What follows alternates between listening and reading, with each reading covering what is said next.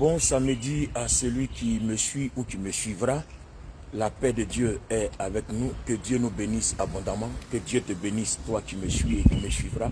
Qu'il t'accorde la santé, qu'il t'accorde sa bénédiction en ce mois de mars. Parce que le Seigneur vous accorde toutes les bonnes choses qu'il a prévues pour ses enfants, tout ce qu'il aime pour ce mois de mars. Nous disons Amen. On se retrouve en ce samedi du sport 7 mars 2026 pour parler d'un sujet profond biblique. Il y a des questions que nous nous sommes posées. Nous avons demandé au Seigneur certaines inquiétudes, certaines préoccupations.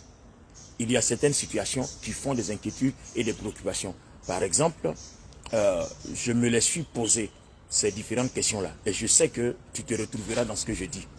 Regardez les amis, on a été des chrétiens, on a jeûné, on a prié.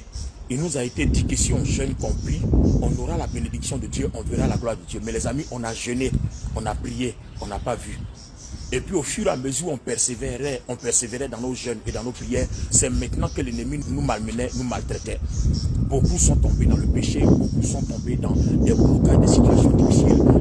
La sorcellerie a maltraité certains, des démons ont pris certains, ont maltraité leur vie. Il y a eu beaucoup de choses. Alors on se pose la question, mais pourquoi nous prions, nous jeûnons, nous avons Jésus-Christ, nous invoquons le nom de Jésus-Christ et puis nous avons tous ces problèmes. Alors que la Bible dit que celui qui invoque le nom de Jésus sera sauvé.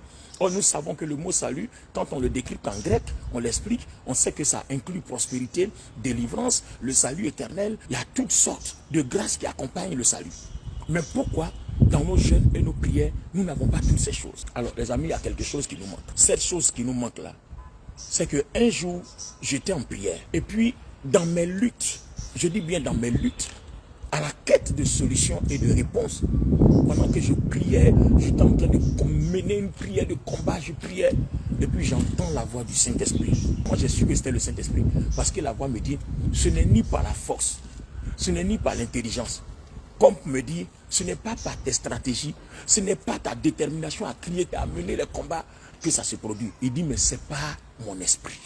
Donc, quand j'ai entendu c'est pas mon esprit, je me suis arrêté. Mais les amis, je vous avoue que je n'avais pas compris. J'ai pensé que, au lieu de dire, Père, merci pour ta gloire que tu m'accordes, merci pour telle chose, je veux telle chose, je crois qu'au nom de Jésus tu me l'accordes. Je croyais qu'il fallait plutôt dire, Saint-Esprit, merci de me donner cette telle chose, Saint-Esprit. Donc, j'ai changé ma façon de prier. J'ai commencé à dire maintenant, Saint-Esprit, merci de m'accorder cette chose, Saint-Esprit, merci de m'accorder cette grâce, Saint-Esprit, merci de m'accorder cette bénédiction. Je pensais que c'est comme ça pouvait se formuler. Ça ne marchait pas. Et puis, un jour, dans mes mêmes luttes-là, le Seigneur me dit, il faut lire Éphésiens. Lis Éphésiens, le livre d'Éphésiens. Aïe! Mais la Bible de Genèse à Apocalypse, qu'est-ce que le livre d'Éphésiens a à faire?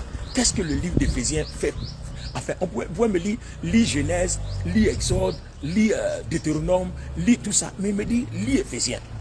Donc, je vais lire Éphésiens. Et c'est en lisant Éphésiens, les amis, que je vais faire une découverte par le Saint-Esprit. Et c'est à ce moment-là que je vais comprendre pourquoi Dieu dit, ce n'est ni par l'intelligence, ce n'est ni par la force, ce n'est ni par les stratégies, que c'est par mon esprit. C'est là que je vais comprendre la parole que Dieu m'avait dite depuis. Waouh! Donc, je lis Éphésiens et je commence à découvrir trois choses. Je découvre que en Christ, nous avons une identité. En Christ, nous avons une position. Et en Christ, nous avons des équipements. Les amis, ça veut dire quoi? En fait, ça veut dire que le salut que le Seigneur Jésus-Christ a acquis pour nous par pure grâce, nous l'obtenons par la foi. Ça veut dire que le Seigneur a fait des choses gratuitement pour nous, à cause de l'amour de Dieu, pour ceux qu'il aime. Donc Dieu ne te demande pas d'aller accomplir les mêmes choses avant de les avoir, mais Dieu te demande d'avoir la foi pour les activer et les posséder. Les amis, je suis tombé, j'ai eu mal au cœur. Combien d'années n'ai-je pas perdu à passer mon temps à dire, Seigneur, donne-moi la santé, Seigneur, donne-moi la guérison, Seigneur, donne-moi la vie, Seigneur, donne-moi la bénédiction, alors que toutes ces choses-là, le Seigneur les a déjà faites. Il nous a déjà donné la santé, il nous a déjà donné la guérison, il nous a déjà donné la bénédiction. En fait, tout ce que nous devons faire, c'est de le remercier, de le glorifier pour les choses que nous avons déjà. Et à partir du moment où nous adhérons, de par notre propre volonté, avec un accord, et que nous le glorifions pour ce que nous avons déjà, c'est à ce moment-là que le Saint-Esprit se sert de tout ce que Dieu a fait et puis nous les accorde. Waouh, les amis, c'était une découverte formidable. Waouh. Waouh! Parce que quand nous étudions l'évangile de Jean au chapitre 16, on a vu que le Seigneur Jésus nous a dit, il dit, le Saint-Esprit viendra, cet autre consolateur-là, il prendra de ce qui est à moi et puis vous l'accordera.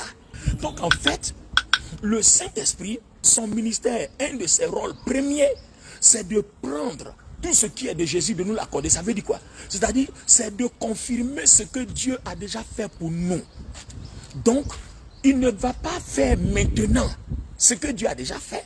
Voilà notre erreur. Nous, on demande à Dieu, Seigneur, donne-moi la guérison. Mais la guérison t'a été donnée. Il faut plutôt glorifier Dieu de ce que tu as la guérison. À ce moment précis, le Saint-Esprit va confirmer à tes yeux, aux yeux des hommes, que Jésus-Christ est puissant, que Dieu nous a déjà donné tout ça. Donc, il est là pour confirmer ce à quoi nous croyons, mais qui est déjà fait. Alléluia. Donc voilà notre erreur dans la prière. C'est pourquoi le Seigneur dit, vous priez mal, vous demandez mal, vous ne savez pas prier, vous ne recevez pas. Parce que c'est comme un enfant, ton papa est ambassadeur. Tu as droit au passeport diplomatique. Et puis tu es en train de chercher un visa pour voyager. Alors que ton passeport diplomatique, là, ça te fait voyager sans visa. Au lieu d'aller demander un visa, tu n'as qu'à aller demander qu'on t'établisse ton passeport parce que tu l'as de droit.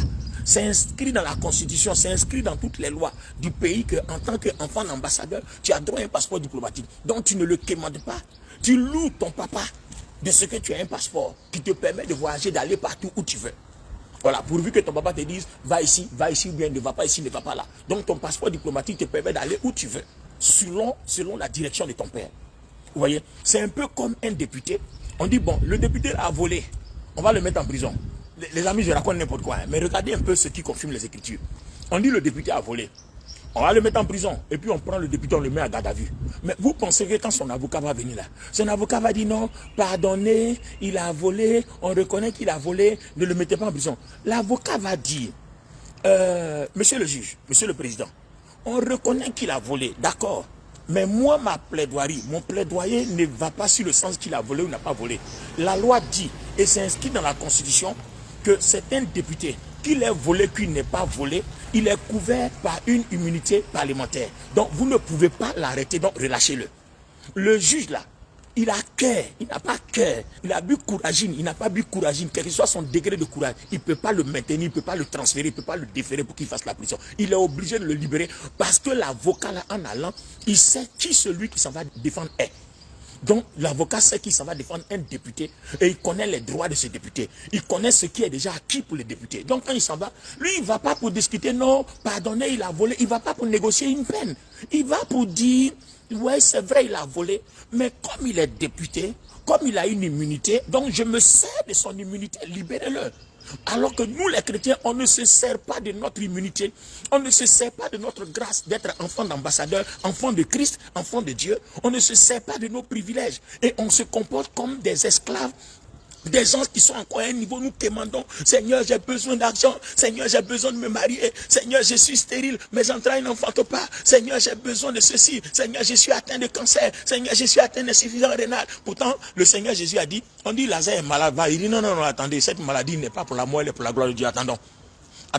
Quand il va mourir, on va le ressusciter. Donc vous comprenez, il y a des choses que Dieu souvent dépose dans votre vie pour qu'il se glorifie. Donc en ce moment précis là, toi, loue Dieu de ce que tu as déjà. Les amis, nous avons déjà la guérison. La Bible dit dans Isaïe 53, par ses meurtrissures nous sommes guéris. Il n'a pas dit par ses meurtrissures on sera guéris. Il n'a pas dit on sera. Il n'y a pas de futur. Il dit par les meurtrissures nous sommes guéris. Alors ma question, est-ce que Jésus est déjà meurtri? Oui. Depuis combien de temps? Plus de 2000 ans. Donc si Jésus est déjà meurtri, je dois dire à la maladie, tu t'appelles temps, tu t'appelles cancer, stérilité, célibat, pauvreté, toi démon qui est caché derrière, vous les esprits de sorcellerie qui est caché derrière, qui avez un rôle de surveillance pour maltraiter ma vie, je vous intime l'ordre de libérer ma vie parce que je déclare que je suis guéri à cause des maîtrisures de Jésus-Christ. Si quelqu'un va me dire c'est l'Ancien Testament, ok les amis, voyageons dans le Nouveau Testament. Je m'en vais dans Éphésiens le chapitre 1, au verset 3.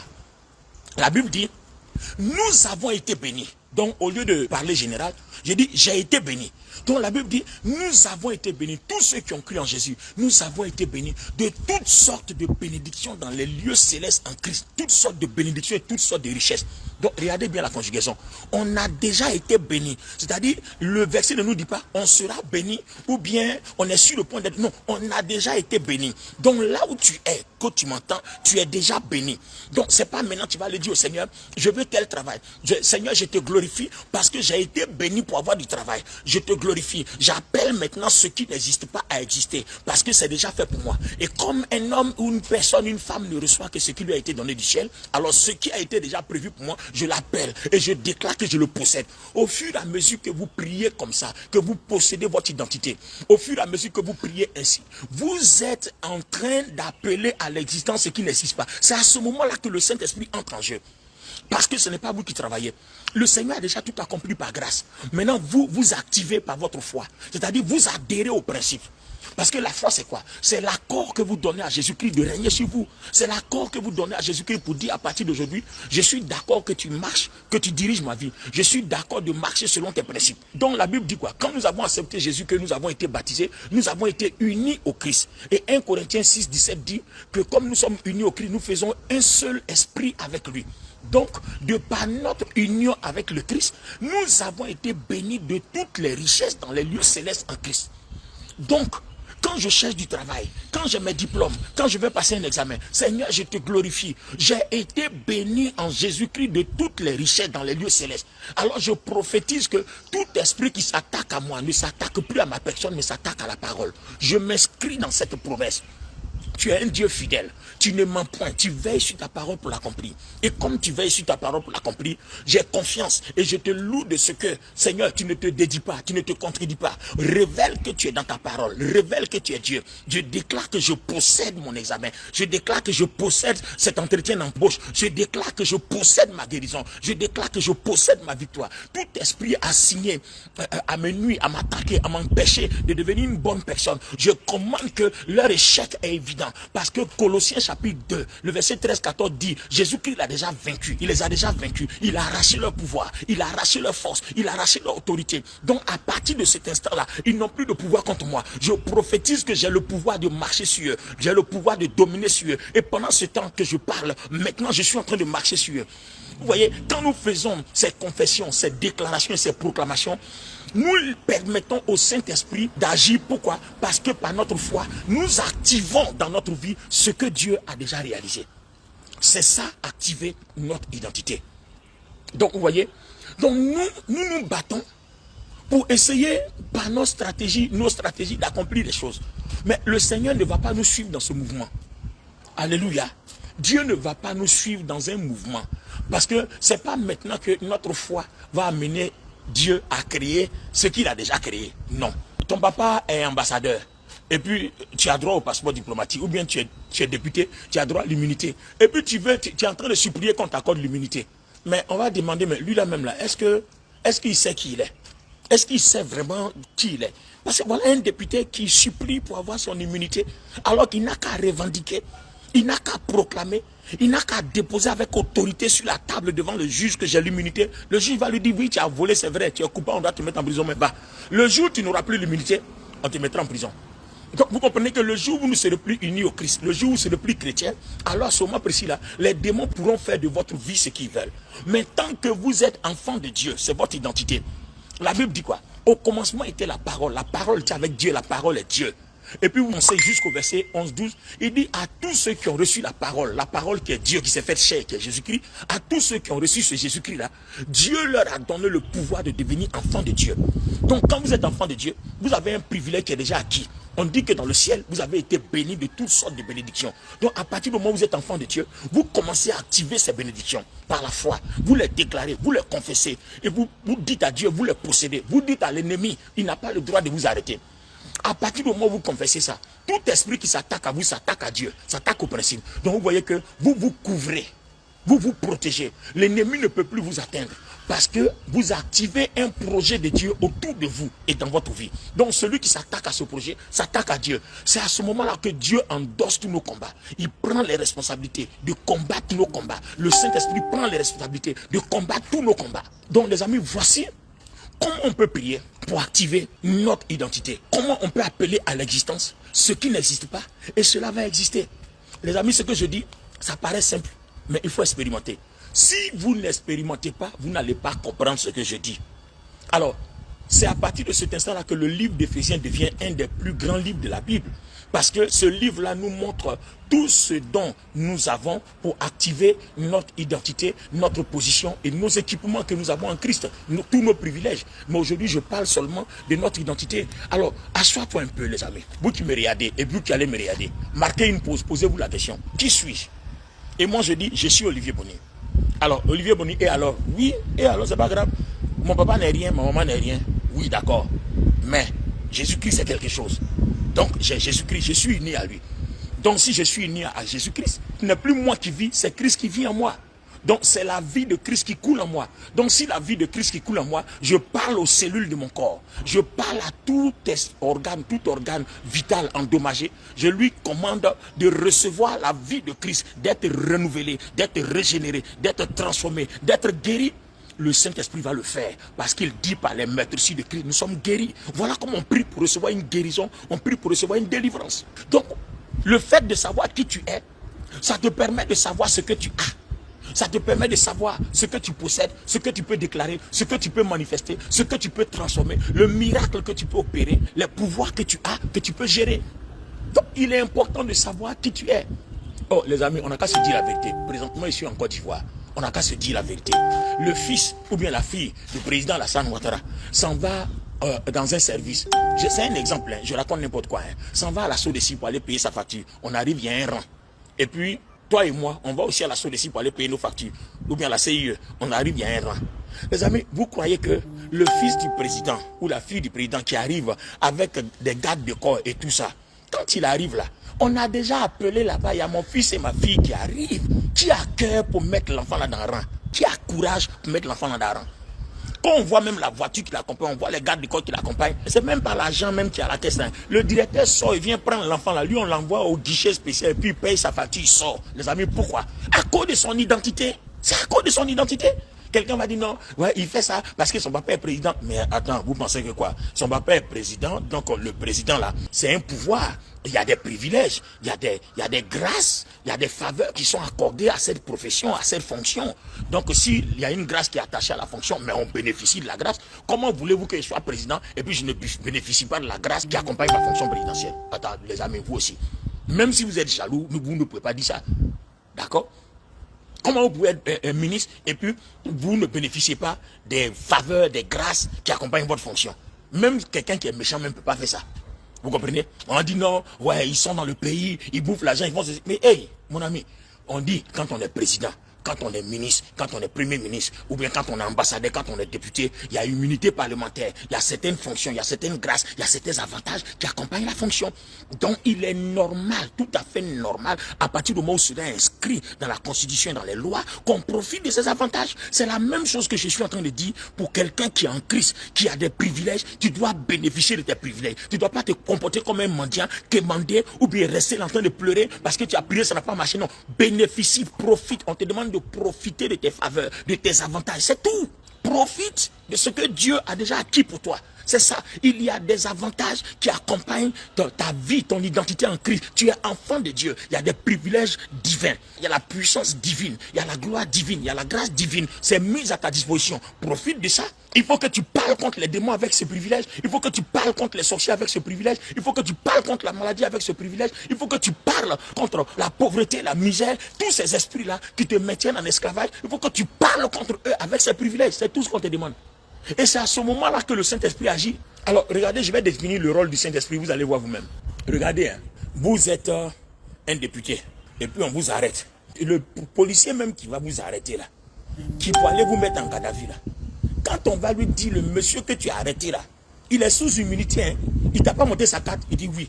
Donc, pourquoi tu l'as arrêté? C'est-à-dire, le policier lui-même là, il s'est créé des problèmes, comme on dit dans le jargon en Côte d'Ivoire. Il s'est mis en pain. Quand tu as arrêté le monsieur là, il t'a pas monté sa carte. Il dit oui, il a monté sa carte. Donc il t'a pas dit qu'il est député? Oui, il est député. Donc tu l'as arrêté pourquoi? Pourquoi tu l'as arrêté? Il est couvert par une immunité, toi tu l'arrêtes. D'accord, ce que tu as cherché là, tu vas trouver. Donc la hiérarchie va l'appeler, monsieur l'officier, Le monsieur là, quand tu l'as arrêté là, il t'a pas dit qui il est. Oui, il a dit. Pourquoi tu l'as arrêté? Donc toi, tu n'es pas au courant que ces gens de personnes là, peu importe ce qu'ils se font, on les arrête pas parce qu'ils sont sous immunité. Il a eu problème. C'est la même chose. Donc vous voyez que quand vous jouissez de vos droits et de vos règles, il y a quelqu'un qui intervient pour vous. C'est ce que le Saint-Esprit fait. Quand vous commencez à proclamer vos droits, vos privilèges, le Saint-Esprit intervient pour vous. Il est là, il est le garant de tout ce que Jésus a acquis pour nous. Il est là pour le confirmer. Il est là pour glorifier le Christ. Il est là pour glorifier le Père, pour tout ce qui a été acquis pour nous. Maintenant, si toi, tu restes là à te taire, à pleurer, à te lamenter, c'est à ce moment précis qu'on te regarde parce que c'est comme si tu es le fils, la fille d'un président, tu ne sais pas que tu as droit à un garde-corps, voilà, tu as droit à une protection, et puis tu pleures, tu t'en vas te mettre dans le jardin comme tout le monde. Tu n'es pas tout le monde, tu es enfant de président, il y a des privilèges qui accompagnent cette fonction, il y a des grâces. Donc, on ne peut pas dire que tu es orgueilleux. Tu n'es pas orgueilleux, oui, tu n'es pas guindé, c'est normal. Le jour où tu seras plus président, tu n'auras plus cet avantage. Donc, profite autant que tu as cet avantage. Donc toi aussi et moi, autant que nous sommes chrétiens, profitons. Il a dit, nous marcherons sur les serpents et les scorpions, sur toute la puissance de l'ennemi, rien ne pourra nous nuire. Alors, qu'est-ce que j'ai fait? Est-ce que moi j'ai un problème? Quand il y a un serpent qui va, il dit, il m'a été ordonné de marcher sur toi. Hein. Donc si tu ne veux pas que je marche sur toi, qu'il t'écrase, dégage. Le serpent va partir parce qu'il n'a pas envie d'être dégagé. Voilà comment tu dois activer ton autorité. Par activer ton identité, par l'autorité de la parole. Donc il faut lire la Bible, chercher les différents endroits de la Bible où on parle de tes privilèges en tant qu'enfant de Dieu. À tous ceux qui ont reçu Jésus-Christ, qui ont accepté Jésus-Christ, Dieu leur a donné le pouvoir de devenir enfants de Dieu. Donc les amis, quand tu lis la Bible, c'est ce que tu dois chercher. Quels sont tes privilèges? Quelles sont les grâces? Quelles sont les merveilles que le Seigneur a déjà accomplies pour toi? Toi, prends-les par la foi. Tiens-toi dans les promesses parce que Dieu confirme sa parole. Proclame-les. Déclare que tu les as reçues. Ne dis pas, Seigneur, donne-moi. Seigneur, merci parce que j'ai. Merci parce que tu as déjà pourvu. Merci parce que ce dont tu as déjà pourvu arrive maintenant à mon existence. Je rencontre ça. Seigneur, merci parce que tous les esprits qui sont positionnés pour empêcher que je reçoive ce que tu as déjà pourvu, que le Saint-Esprit, ils sont venus par un chemin, mais que le Saint-Esprit les poursuive par 7 chemins, afin que ce que tu as dit ne soit pas fait menteur, parce que tu n'es pas un menteur. Alors tout esprit qui vient faire de la parole de Dieu un mensonge, pour faire croire que ce que tu as dit est faux, que leurs œuvres soient taillées en pièces, et puis tu commences à parler, le Saint-Esprit va agir, parce que Dieu ne ment pas. Parce que, à partir du moment où vous connaissez votre identité, qu'est-ce que le diable va faire? Les œuvres des ténèbres, leur stratégie, c'est de vous attaquer pour que vous ne puissiez pas continuer dans ce genre de proclamation. Parce qu'ils savent que c'est la vérité. Ils savent que vous savez. Or, quand ils savent que vous savez, ils ont peur. C'est comme quelqu'un qui a une arme qui sait s'en servir. Il est dangereux, il fait peur. Mais celui qui a une arme qui ne sait pas s'en servir n'est pas dangereux. Donc Satan aime nous faire croire qu'on a une arme, mais que ça ne vaut rien. Donc il veut faire croire que la parole de Dieu ment. Donc quand tu as demandé, quand tu proclames que malgré ça que ça ne vient pas, il faut persister, il faut savoir qu'il y a une opposition. Donc tu peux faire 1 jour, 2 jours, si tu ne vois pas de résultat, continue qu'à 1 mois, continue qu'à 40 jours. Parce qu'en fait l'ennemi oppose une résistance et Dieu ne va rien dire. Dieu va voir si toi-même tu es sûr de ce que tu dis. Est-ce que tu vas aller jusqu'au bout? Est-ce que parce que tu l'as fait pendant une semaine ou bien pendant 1 mois, tu n'as pas vu de résultat, est-ce que tu vas t'arrêter? Donc Dieu te regarde pour voir si toi-même là ce que tu dis là tu es sûr. Donc Dieu va t'observer jusqu'à ce que toi-même tu démontres que tu es sûr. Alors les oppositions seront brisées. Que ce soit la stérilité, le mariage, célibat, peu importe tous les blocages, que ce soit financier, matériel, tout sera brisé et tu vas voir le déblocage. Et puis il va y avoir une accélération dans ta vie, tu vas rattraper tout ce que tu as perdu et tout va se repositionner. Parce qu'en Jésus-Christ, il n'y a point de retard. Si tu as connu du retard, dès l'instant où tu découvres ton identité, que tu commences à la posséder, à l'activer et que tu laisses le Saint-Esprit travailler dans ta vie, tu te rends compte que tu rattrapes tout, il n'y a pas de retard. Alors je prie que quelqu'un qui a entendu ce message, en se lançant dans la déclaration, l'activation de son identité en Christ, découvre toutes les merveilles que Dieu a prévues pour lui. Alors, pour découvrir votre identité en Christ, le meilleur livre dans la Bible qui en parle au plus profondément dans les détails, c'est le livre d'Éphésiens. Lisez Éphésiens, il y a 6 chapitres. Ces 6 chapitres-là, vous les lisez à haute voix. À haute voix, c'est 30 minutes, ça fait 30 minutes. Expérimentez, vous allez voir. Si vous lisez à haute voix, les 6 chapitres font 30 minutes. Donc vous pouvez lire tous les 6 chapitres d'Éphésiens une fois par jour. Et quand vous lisez, quand vous découvrez une partie qui parle de votre identité, vous vous arrêtez, vous commencez à posséder, vous commencez à déclarer, vous commencez à réclamer et vous glorifiez Dieu de ce que vous avez déjà. Faites ça chaque jour, vous allez voir. Au bout d'un certain temps, vous allez voir, les choses commencent à se débloquer dans votre vie. vous qui faites des affaires, qui avez des entreprises, vous qui faites des études, ou bien vous qui avez des diplômes, qui n'arrivez pas à avoir du travail, vous allez voir, les choses vont commencer à se repositionner, à se positionner. Et ça vient, même ce que vous avez demandé, ce que vous n'avez pas demandé, ça vient parce que le Saint-Esprit commence à activer tout, parce que vous avez ouvert tous les canaux. Et ça coule sur vous. Waouh! Ça vient comme si on versait de l'eau du ciel sur vous. Alors les amis, expérimentez ça, vous allez voir. C'était votre serviteur, le docteur Olivier Bonny, pour cette matinale du samedi du sport, 7 mars 2026. La prochaine fois, nous allons activer notre position en Christ. Et la troisième fois, on va activer nos équipements en Christ, nos armes. Waouh! Les broda, kinda, kabala, yanda. Alléluia. Donc, on est parti pour une série de trois grandes versions de la Bible. Donc là, aujourd'hui, on a appris à activer notre identité. La prochaine fois, on va apprendre à activer notre position en Christ. Et la troisième fois, on va apprendre à activer nos équipements en Christ. Voilà. Et ça va nous permettre d'être libérés de tout pouvoir de l'ennemi. Parce que le Seigneur nous a donné le pouvoir d'écraser leurs œuvres. Ça va nous permettre d'exercer notre autorité et de vivre en paix. Vous allez voir, arrivé à un certain moment, le péché ne vous domine plus. Arrivé à un certain moment, vous êtes en paix. Vous avez cette paix dans votre cœur. Waouh! Parce que votre esprit est uni au Christ. Vous oubliez, les amis. Quand le Seigneur Jésus, quand l'Éternel Dieu a créé l'homme, il a fait la poussière, il a soufflé. Quand sa nature, son esprit est rentré en l'homme, il y a la vie qui est sortie de sa nature. Donc si vous êtes unis au Christ, il y a la vie de Christ qui coule de l'esprit de Christ. Parce que la nature de Dieu a été communiquée à la poussière. Ça a donné la vie qu'on appelle l'âme. Et le sang a commencé à couler. Le sang qu'on appelle l'âme, c'est ce qui a fait que la poussière est devenue une chair. Donc quand vous êtes unis au Christ, que vous acceptez Jésus, que vous êtes unis au Christ, c'est la vie de Christ qui coule en vous. Ça change tous les paramètres. Donc vous pouvez parler à votre corps, vous pouvez parler à vos organes vitaux, à cause de la vie qui coule en vous. Et vous allez voir, il y a un changement. Vous pouvez même parler même, ça va agir sur votre teint, ça va agir sur tout. J'ai dit expérimentez, vous allez voir. Alléluia. Donc on se retrouvera la prochaine fois. Alors demain dimanche, pour ceux qui veulent prier avec nous, je suis aux 2 plateaux, boulevard Latry, à la rue K42, porte 121. C'est après Sokossé, l'ancienne station mobile qui est maintenant au là, derrière la station, vous allez voir les cours de tennis là, l'église est collée à côté, CSV, Communauté Source de Vie, en Jésus-Christ Alliance Nouvelle. Voilà, c'est de 8h à 11h. Bien, restez abondamment bénis. Et puis, on se retrouvera pour la prochaine rubrique, certainement mardi ou jeudi. Tout dépend de tout ce qu'on a fait, mais c'est fort probable qu'on se retrouve mardi pour notre position en Christ. Alors, prions pour que le Seigneur nous donne la force de l'accomplir. Dieu vous bénisse. Shalom chez vous. Et j'espère que vous avez aimé ce message. Partagez-le. Aidez un chrétien à finir avec les difficultés, avec les luttes. Voilà, parce qu'il y a des choses, on a longtemps prié, on ne reçoit pas, on prie mal. Alors, avec l'activation de notre identité, quelque chose va bouger dans notre vie par le Saint-Esprit. Ce n'est ni par la force, ni par nos stratégies, mais par le Saint-Esprit. Donnons l'occasion au Saint-Esprit d'accomplir ce pour lequel il est dans notre vie. Au nom du Seigneur Jésus-Christ, je dis Amen fort, Amen bien et Amen puissant.